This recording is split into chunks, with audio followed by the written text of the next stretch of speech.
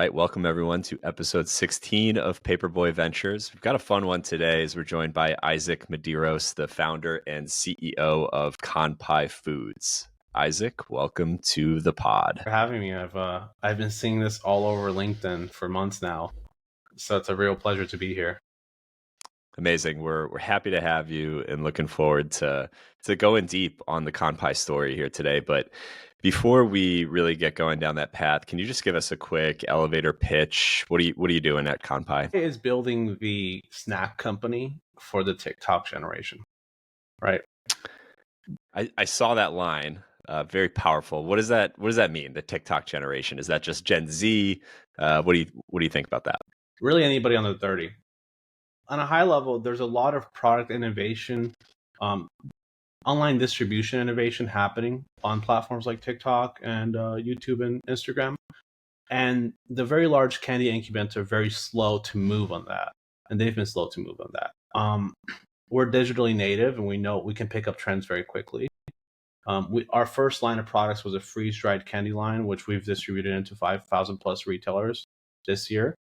Our second line of candy is just lunch, which is like a burst, chamoy burst and a sour burst line. And those are already, one of them is a top 20 SKU on GoPuff. So really, we do two things. We have our own viral distribution networks where we can boost sell-through within retailers directly. And we, at the same time, we also hijack trends because we're digitally native to those platforms and we see them coming really. And that's led to just a really fast growth. Yeah, it's quite the story. And I think you launched in what month of this year? Was it January or? January. I actually launched it and I first started working on this February last year. We launched and TikTok Shop in October, scaled to about 1,000 a day. But I actually shut that down within a few weeks because I realized all the GMV for candy is on the shelf. And when I did research on TikTok Shop, I realized, I can only build to 500K a month here. And that's just like target is 500K a month. Right. Yeah. All the volume still sits at retail, despite everything going more e-com every year. But yeah, we'll go deeper there and pumped to hear what you've learned so far since you launched into retail. But before we even unpack the Kanpai story, I think it's important for people to know your backstory and what you were doing before Kanpai, because you clearly understand viral distribution and content creation, though from an outside of CPG lens. So can you just talk to us about what you were doing prior to Kanpai? Kanpai, and this was early 2021. I launched a company called Mini Katana. Mini Katana started as a letter opener company. Our first product was a Japanese samurai themed letter opener. And our first marketing channel was Meta, like everyone else. Is it worked really well. And I maxed out my credit cards, went all in on inventory. It was a lot of money to me back then. And I had my small apartment filled with just boxes and boxes of these letter openers. And I kid you not, right a few days after they arrive in my apartment and I'm selling them well, Meta shuts us down because we are selling weapons. They're swords, right? Even though they're the size of letter openers. I mean, I don't know if you can see one of them right there in the background, but I mean, they're dull. They're truly letter openers. But when you're small like that, there's nothing you can do, right? Meta's banning you, they're banning you. I had credit card debt, and I had a house full of these letter openers. So I rolled up my sleeves and I was like, let's just try to sell them. I tried every other digital marketing channel I could think of: Pinterest, Snapchat, Google. Nothing quite worked like Meta. But out of the blue, I just made a TikTok video. And I wasn't doing this intentionally. It was just a happy accident. But that first video sold a single unit on my website. I didn't even have a link in bio. I just had the company name. Somebody went on Google, searched us up, and bought a letter opener. Right? So I smelled blood in the water, and we doubled down very, very quickly. Our third video sold out all of our stock. We saw the comments, we saw the community engaging. We realized they really wanted real swords. They wanted large swords. So we worked on these large swords.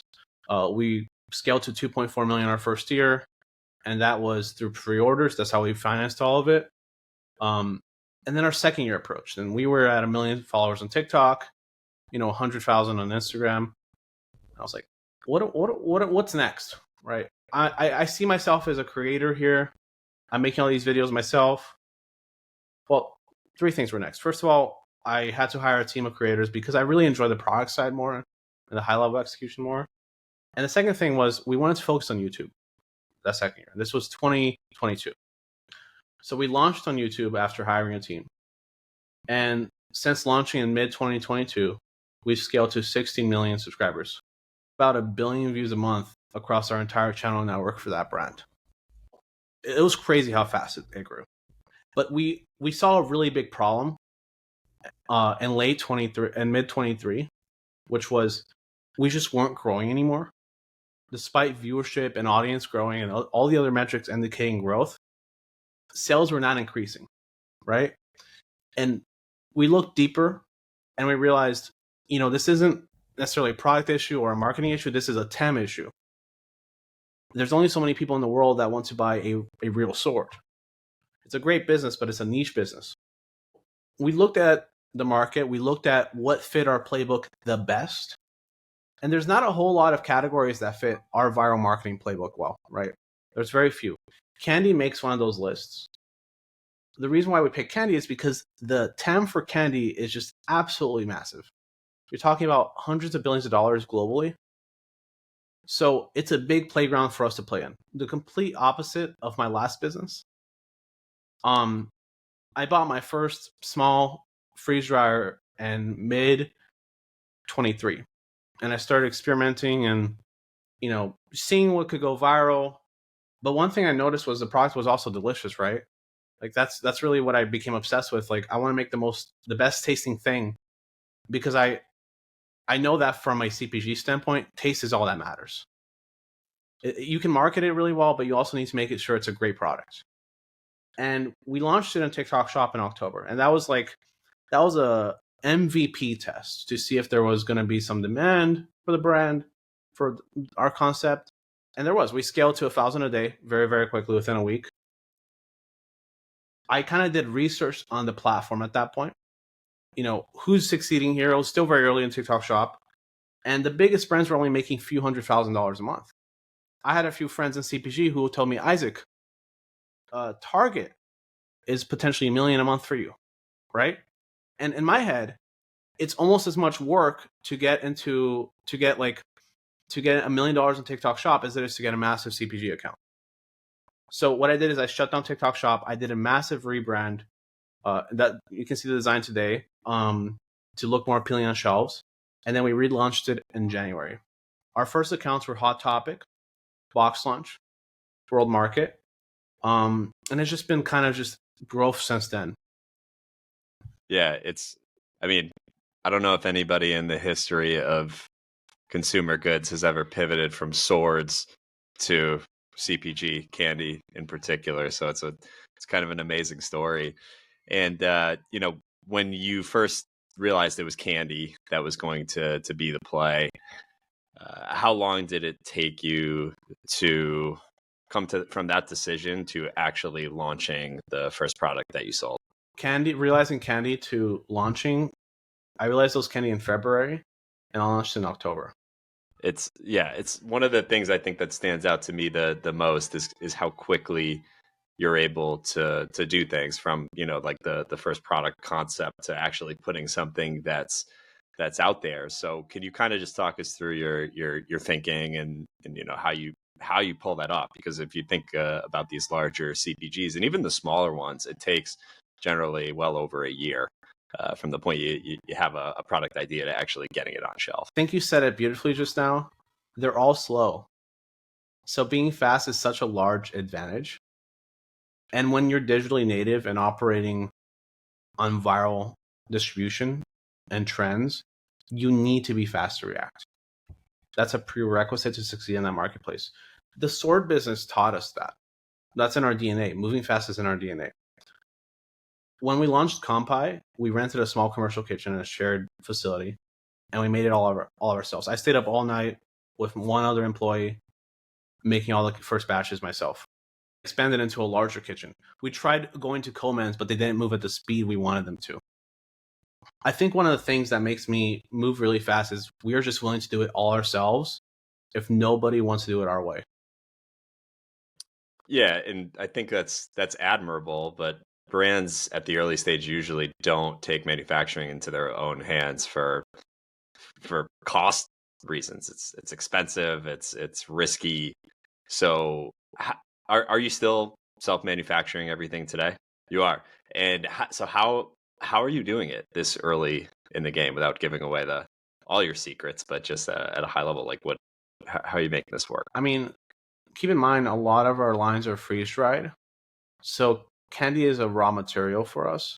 So really, when you look at us now, we're specifically a freeze dried candy manufacturer, right? We have other lines that we're making in our kitchen now. First, let's backtrack here. I don't think we could be fast if we went with Coleman's. It would take months and months to rev that up. So having a kitchen was a strategic decision from early on. After I looked into the industry and I realized, hey, first of all, the Coleman's aren't even meeting the quality I want, so I would have to like live in Wyoming for 6 months to figure this out. So it was really a prerequisite. The thing is we're incredibly scrappy, so I will go in there and do things myself. If it's not working, I will literally lead the night shift myself and figure out what's wrong. I've slept in the factory 20 days this year personally, right? And I think that's really the second differentiator to this, because I've talked to founders and they're not willing to go to the extreme lengths I'm willing to go to succeed.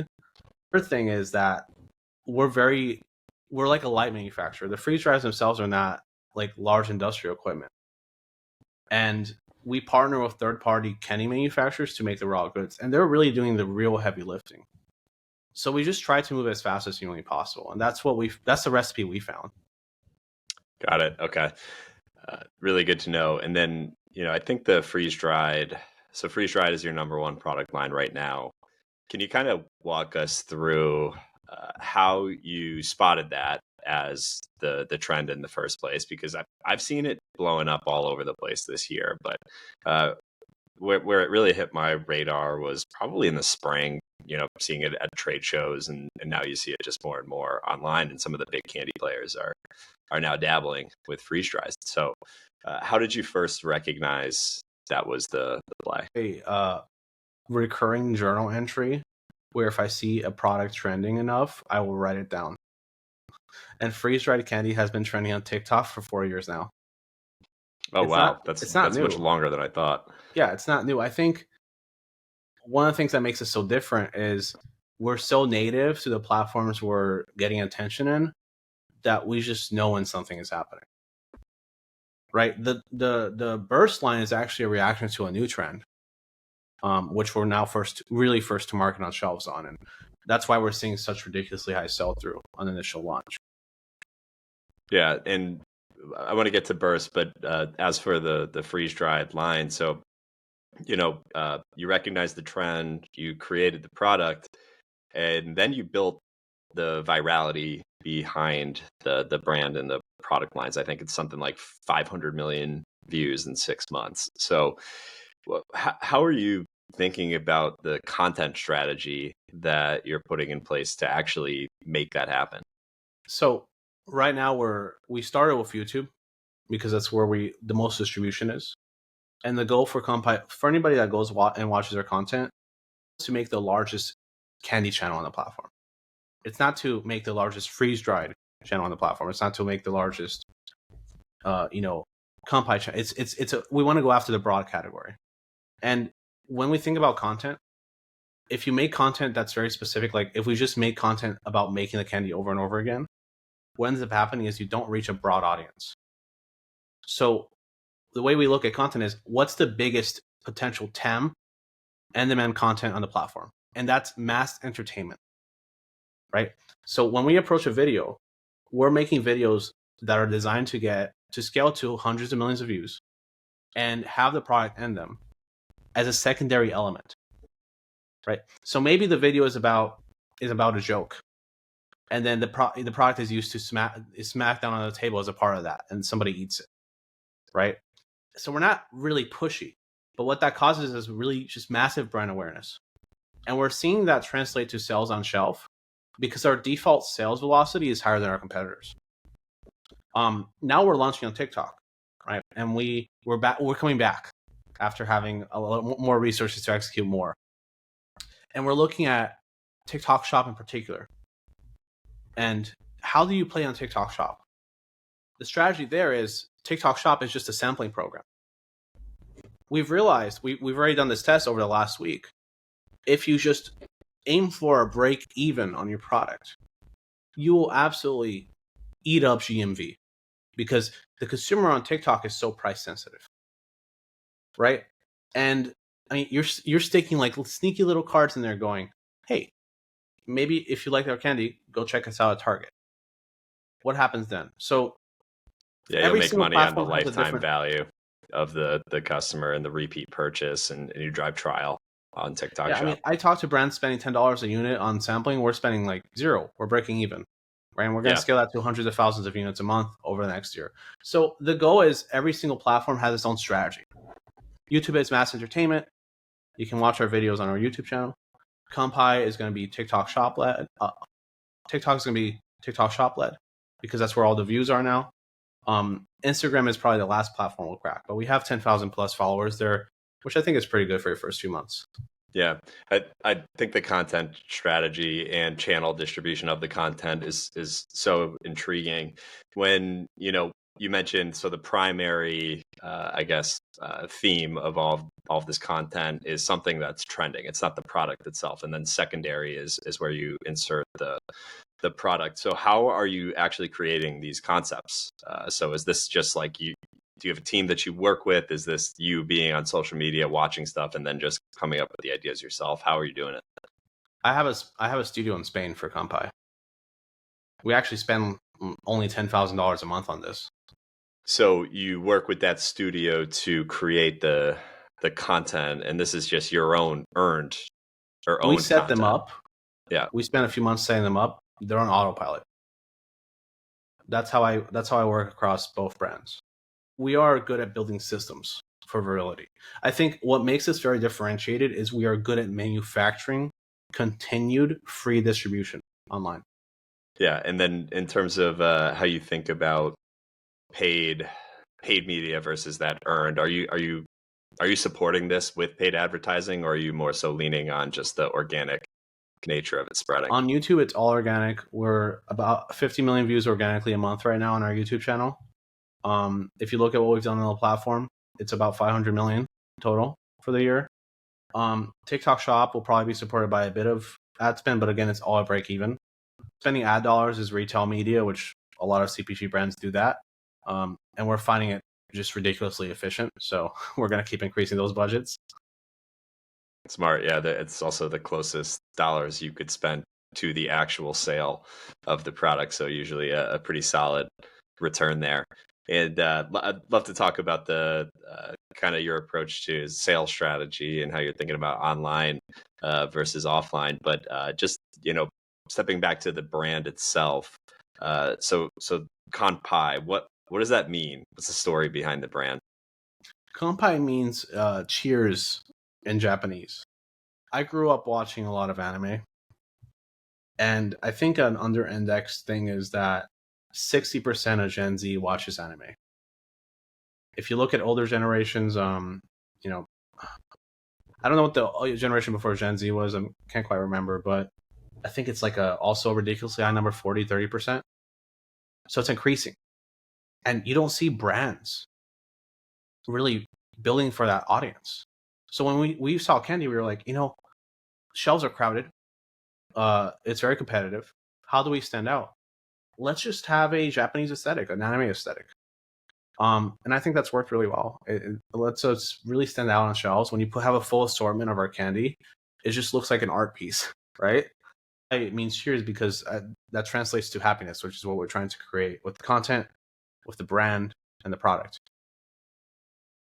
Got it. Yeah, I like the positioning. It's very different versus the rest of the candy aisle, and I think that's kind of the point, right? Is the standing out on shelf and really just being different is half the battle.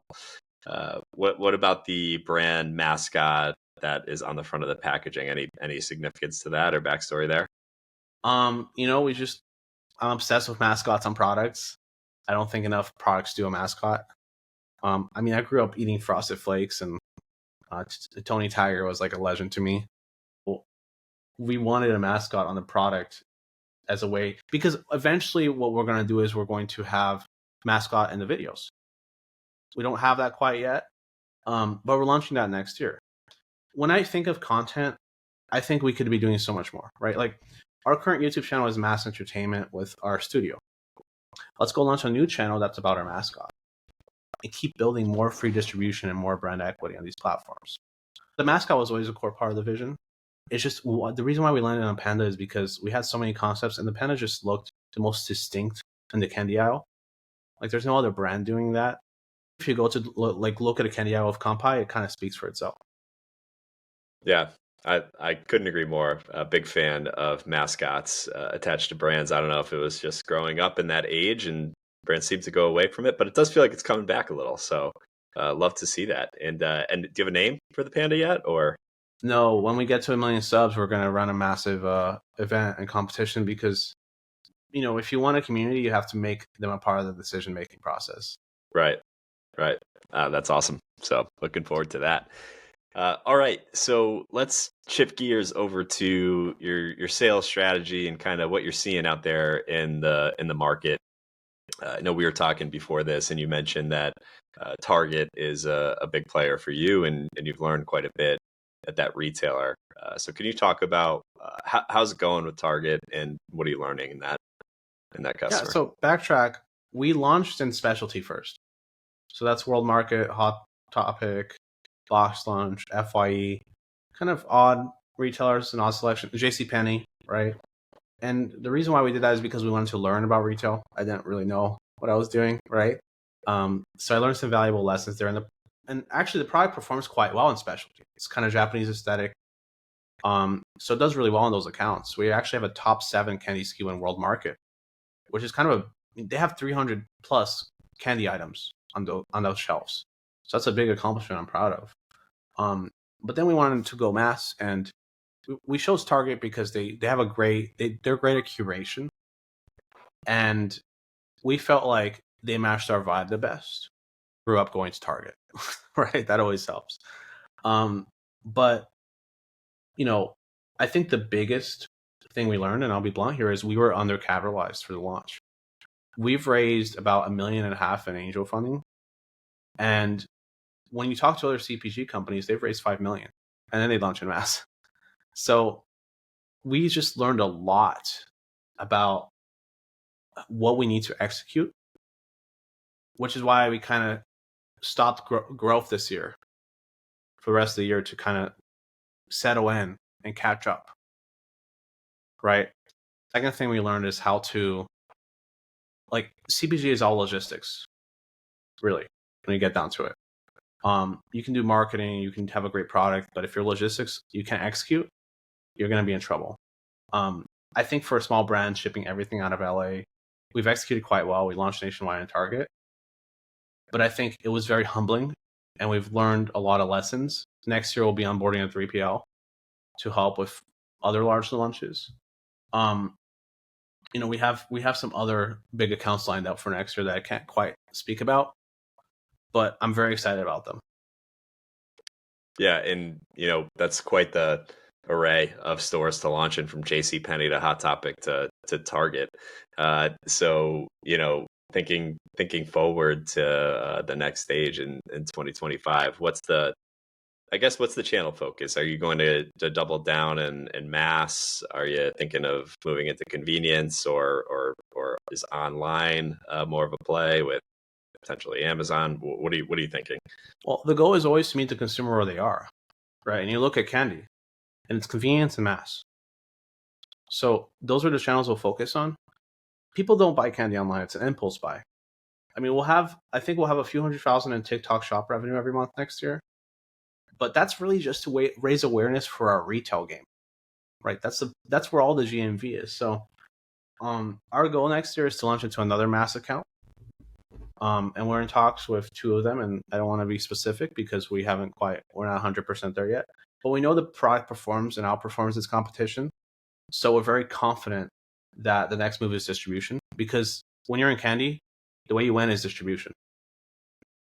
Yep, and it seems like you've learned quite a bit from Target in terms of productivity, meaning sell through per store. You mentioned earlier, I think you may be on track to be one of, if not the top selling freeze dried brand at Target. Is that correct? Yeah, I think Mars just launched, so it's highly likely they overtake us. Certainly beating out all the third party competitors that are not, a legacy candy company. Yeah, and why do you think that is? Is it the first to market? Is it the speed that allows you to get that? Is it product quality? What do you think? No, look, our biggest competitor launched last year, and they were set to do over $50 million this year, but their velocity collapsed a few months ago. Right? It's product quality and it's marketing. That's really what's driving this. On everything, so we make the best candy. We don't co-man it out.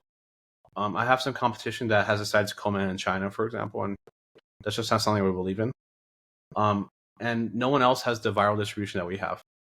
Yeah, I think it's going to get harder and harder to outsource production to Asia and other countries as we move forward for the next few years. So I think it's really smart to get everything you can done here. Cool.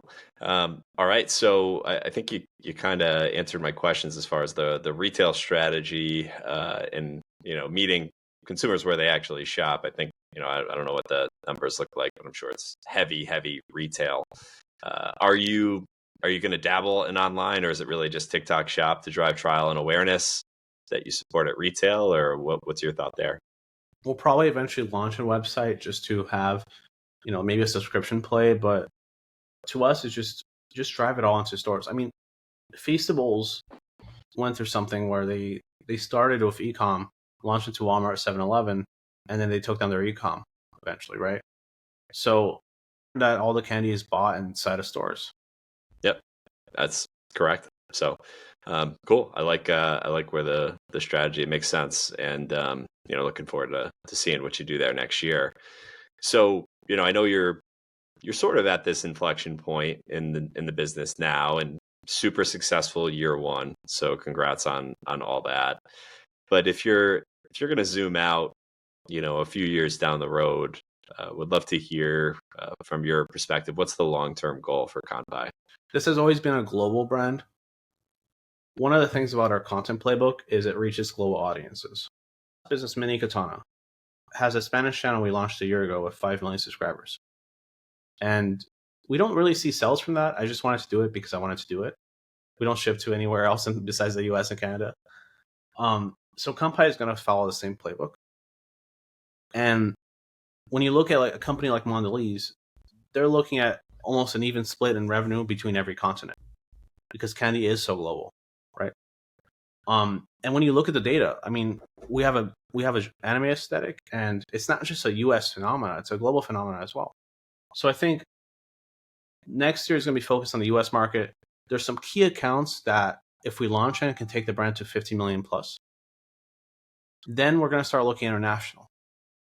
And we're going to really try to build a global candy company that's building products for that generation that larger incumbents are not focused on. Yeah, and even within the United States, the audience is only getting more multicultural. So, approaching from a content plan the way that you did with Mini Katana, I think will pay dividends in the US market with the types of people you can reach. And it's crazy to think about. I mean, Mars pours billions into marketing, and they could never pull off the viral distribution we could. Right? Like, I'm spending $100,000 a year on this, and we've scaled to 500 million views this year. So that's really our biggest advantage. The creativity that you see with startups just doesn't exist in the enterprise world, and I don't know exactly why that is, but I'm glad it is that way because you need it if you're gonna pull off the upset.